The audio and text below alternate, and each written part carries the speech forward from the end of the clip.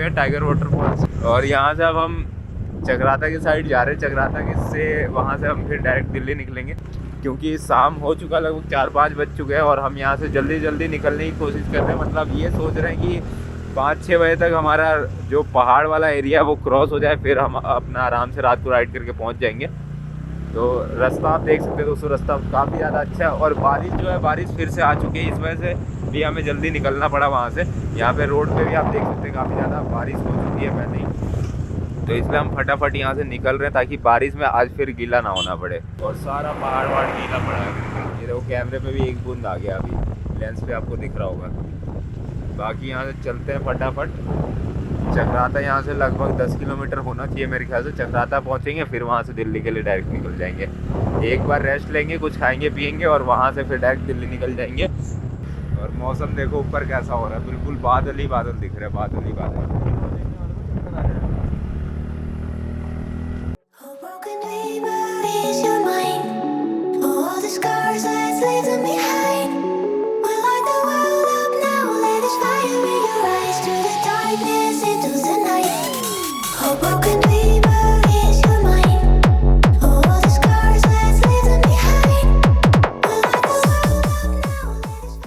ये देखो भाई बारिश आ गई है बहुत तेज, और यहाँ पे ओले भी गिर रहे हैं, बारिश के दोनों ओले भी गिर रहे हैं। रास्ते में यहाँ से देखो ओले दिख रहे होंगे, छोटे छोटे बिल्कुल ओले हैं। स्नोफॉल तो नहीं मिला लेकिन हमें ओले मिल गए भाई, और बहुत तेज बारिश आ गई अचानक से, हमें लगता है फिर सब गीला होने वाला है। चलो मिलते हैं, आगे मिलते हैं। कैमरा पकड़ने में हाथ में बहुत ज़्यादा चोट लग रही है।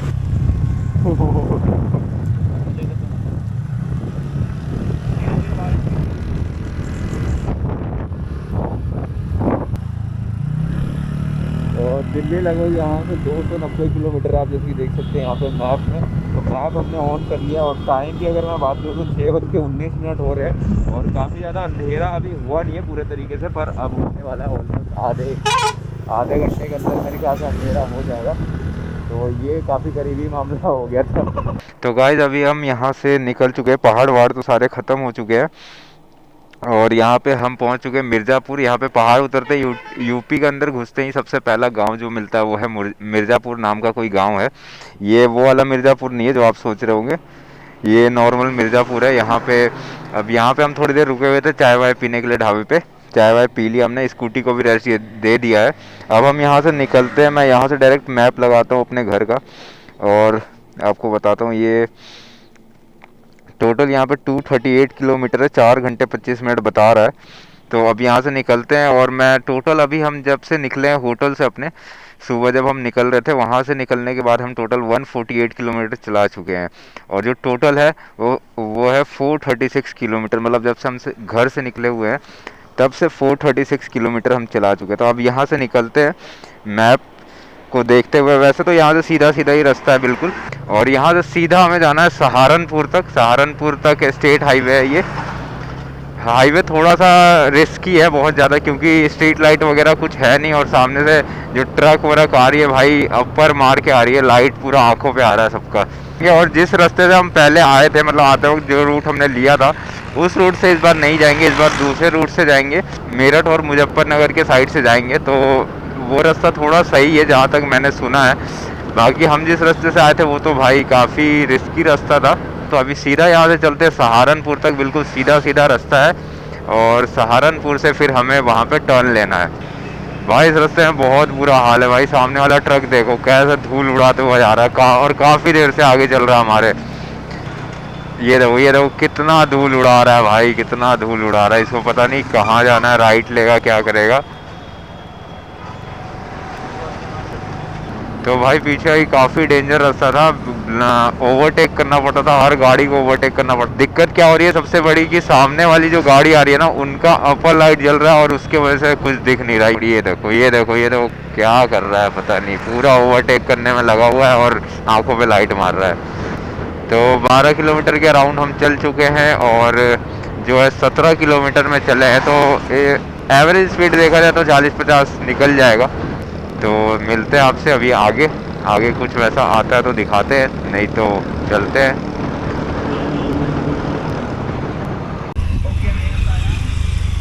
कहाँ से? यहाँ से? सही में अरे भैया।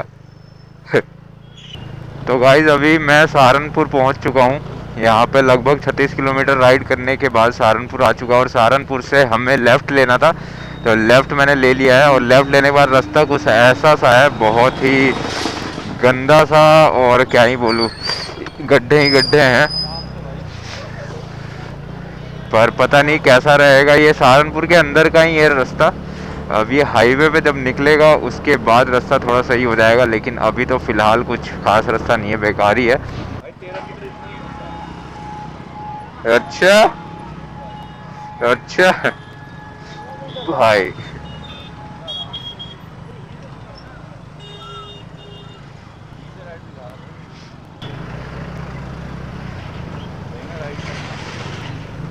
रास्ता ही है राइट। गिरा दिया फोन।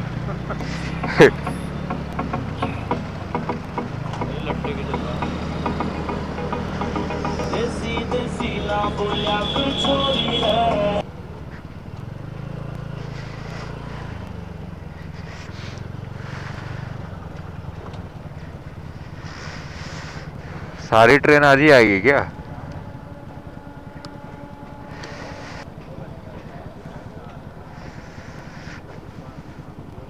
भाई कहाँ आ गए हम, आसपास देखियो।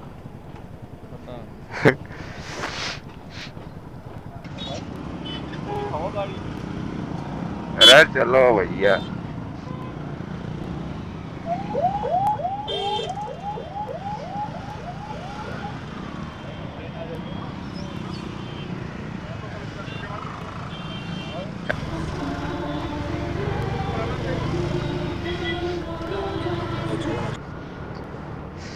तो गाइस अभी हम यहाँ पे खाने के लिए रुके थे लगभग 9 बजे के अराउंड सहारनपुर के पास। तो खाना वाना खा लिया हमने, रेस्ट भी कर लिया काफ़ी, और अब वहाँ से निकल चुके हैं।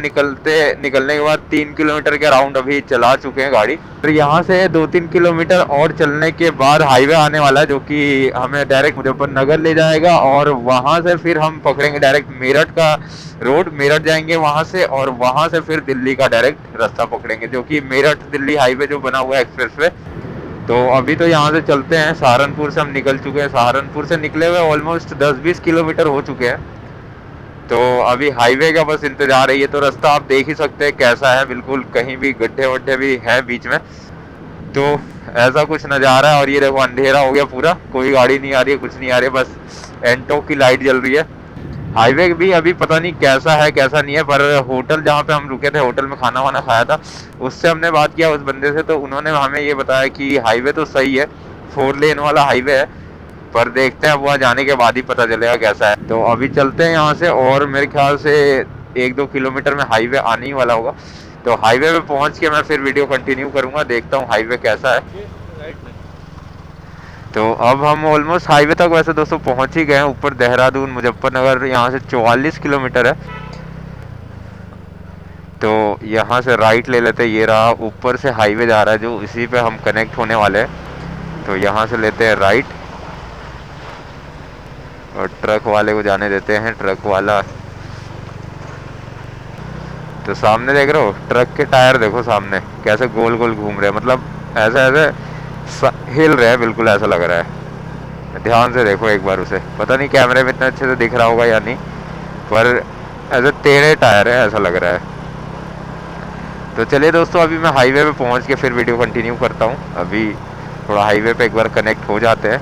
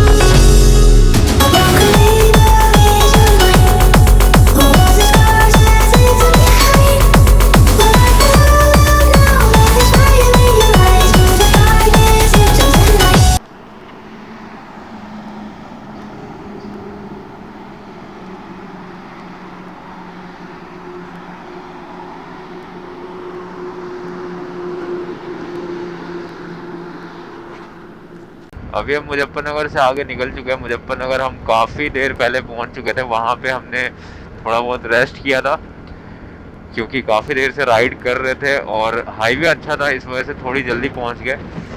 और वहाँ पे हमने रेस्ट किया, थोड़ा बहुत रेस्ट करके अब हम मेरठ के लिए निकल चुके हैं। मेरठ भी ऑलमोस्ट पहुँचने ही वाले हैं अभी, मतलब यहाँ से लगभग कितना बताऊँ 20-30 किलोमीटर होना चाहिए मेरे ख्याल से। तो ये है गाइस मेरठ बाईपास, यहाँ से हम निकल रहे हैं। मेरठ ऑलमोस्ट पहुँच चुके हैं। मेरठ बाईपास, एक्चुअली मेरठ के अंदर तो जाना नहीं है, तो मेरठ बाईपास से ही हम निकल रहे हैं और फिर डायरेक्ट चढ़ जाएंगे मेरठ और दिल्ली एक्सप्रेसवे पे। तो यहाँ पे आप मैप में भी देख सकते हैं, ये रहा Meerut bypass road. Meerut bypass road से यहाँ से ऐसे अभी हमें 16 किलोमीटर तक जाना है सीधा सीधा। उसके बाद यहाँ पे मेरठ दिल्ली एक्सप्रेसवे शुरू हो जाएगा।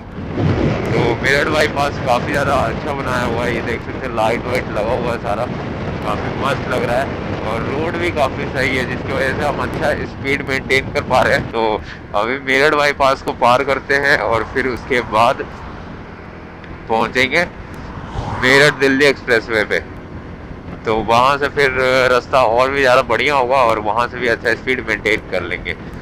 तो गाइस अभी हम मेरठ पहुँच चुके हैं। मेरठ पहुँचने के बाद यहाँ पे हमने थोड़ा बहुत रेस्ट किया, चाय वाय पिया था। उसके बाद एक्चुअली दोस्तों रास्ते में एक दिक्कत हो गई थी, इस वजह से हम काफ़ी ज़्यादा लेट हो गए। हमारा पेट्रोल जो है दोस्तों वो ख़त्म हो गया था। ख़त्म नहीं हुआ था एक्चुअली, जो स्कूटी या बाइक वगैरह में रिजर्व वाला सिस्टम जो होता है तो उस पर आ गया था हमारा पेट्रोल। तो इस वजह से हमें काफ़ी ज़्यादा लेट हो गया। और उसके बाद पेट्रोल पंप हम ढूंढ रहे थे, हाईवे पे पेट्रोल पंप मिला नहीं हमें। तो हाईवे से हमें फिर एक पेट्रोल पंप दिखा, हाईवे से उतर के तो हम वहाँ पे भी गए, लेकिन वहाँ भी पेट्रोल पंप बंद था। तो बहुत सारे पेट्रोल पंप थे लेकिन सारे बंद थे। उसके बाद फिर हमने सोचा ट्राई करते ऐसे ही चलते आगे, कहीं मिल जाएगा शायद। तो हमें थोड़ा ही दूर जाके आगे एक पेट्रोल पंप राइट साइड में मिल गया, लेकिन दिक्कत ये थी वो हाईवे के लेफ्ट साइड में नहीं था, राइट साइड में था। तो इस वजह से क्या हुआ कि हमें वहाँ से हाईवे पे यू टर्न लेना पड़ा और यू टर्न लेके फिर जाके हमने पेट्रोल डलवाया। और पेट्रोल डलवा के उसके बाद हम आगे निकले फिर।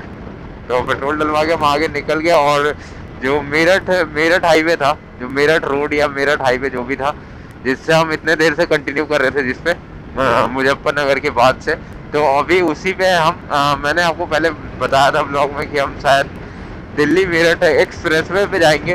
तो उस पर हम घुस तो गए थे एक्चुअली, उस पर चढ़ चुके थे, लेकिन वहाँ पे बाइक अलाउड नहीं है। तो इसलिए हमें वहाँ से भगा दिया गया। तो हमें वहाँ से टू व्हीलर देखते ही दूर से इशारा कर दिया कि निकलो यहाँ से, तुरंत मोड़ लो गाड़ी। तो हमें समझ नहीं आया, लेकिन फिर हमने गाड़ी वहीं से मोड़ लिया। और मोड़ने के बाद यहाँ पे इस वाले रास्ते पे आ गए हैं मेरठ हाईवे पे। तो ये रास्ता थोड़ा बहुत ख़राब है, मतलब यहाँ मेट्रो का कंस्ट्रक्शन चल रहा है ऊपर, आप देख सकते हैं। तो इस वजह से पूरा रास्ता यहाँ पे ख़राब हुआ पड़ा है। और कहीं कहीं पे तो डाइवर्जन भी लगा हुआ है, दोनों लेन एक में करा हुआ है। तो इस वजह से इस रास्ते में थोड़ी बहुत दिक्कत है, पर सही भी है, इतना ज़्यादा बेकार नहीं बोल सकते, काफ़ी ठीक है। तो इसी रास्ते में अब कंटिन्यू करेंगे और गाजियाबाद होते हुए हम दिल्ली पहुंचेंगे। तो यहाँ से लगभग हमारा जो घर है, जहाँ पहुँचना है हमें एग्जैक्ट पोजीशन पे, वहाँ का लोकेशन अगर मैं नेट पे डालूँ तो लगभग 50 किलोमीटर है यहाँ से। और यहाँ से अब इसी रास्ते में कंटिन्यू करेंगे और गाजियाबाद तक चलेंगे। गाजियाबाद के बाद फिर हम दिल्ली में एंटर हो जाएंगे। दिल्ली में एंटर होने के बाद तो अपना रास्ता पता ही है, वहाँ से तो फिर मैप लगाने की हमें ज़रूरत भी नहीं है।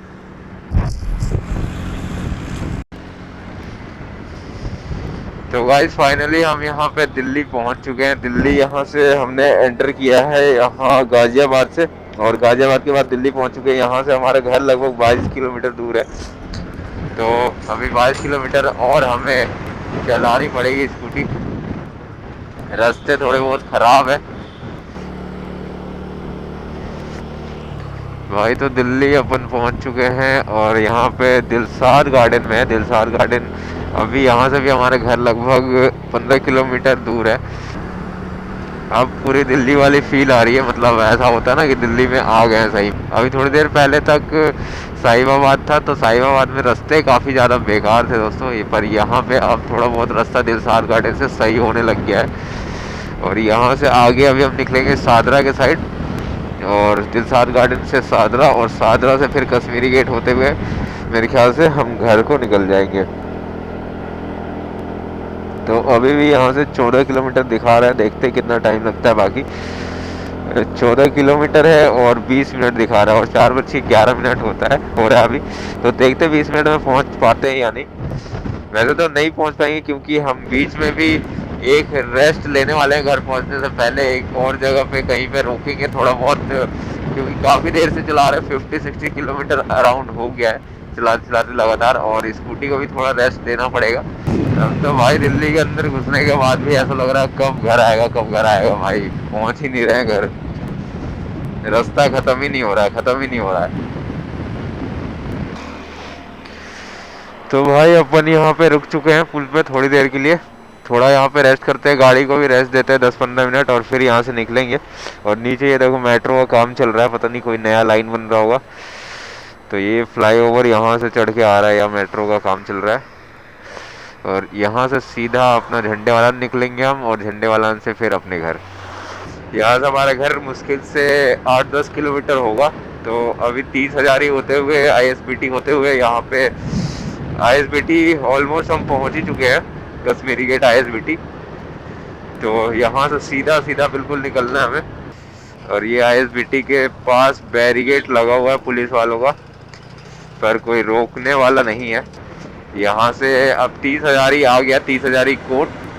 यहाँ से सीधा सीधा चलेंगे, फ्लाईओवर चढ़ेंगे और झंडे वालान पहुँच जाएंगे। झंडे वालान से अपने घर 2-3 किलोमीटर की रेंज में है, तो वहाँ से ज़्यादा टाइम नहीं लगेगा। तो भाई दिल्ली आते ही पॉल्यूशन ही पॉल्यूशन दिख रहा है चारों तरफ। तो ये रहा 30,000 ही क्रॉस कर दिया हमने, और पुल चढ़ लिया। पुल चढ़ने के बाद अब ये डायरेक्ट रानी झांसी फ्लाईओवर बेसिकली इसका नाम है। तो यहाँ से अब ये झंडे वालान के पास फ्लाईओवर ख़त्म होगा, और वहाँ से फिर हमारा घर बिल्कुल पास में ही है। तो दोस्तों अगर मैं बात करूँ कि चक्राता जाने के बारे में, तो चक्राता का जो ट्रिप था वो काफ़ी ज़्यादा अच्छा ही रहा मेरे लिए। तो और मुझे जैसा एक्सपेक्टेशन था कि जैसा जगह होगा वैसे ही था बिल्कुल।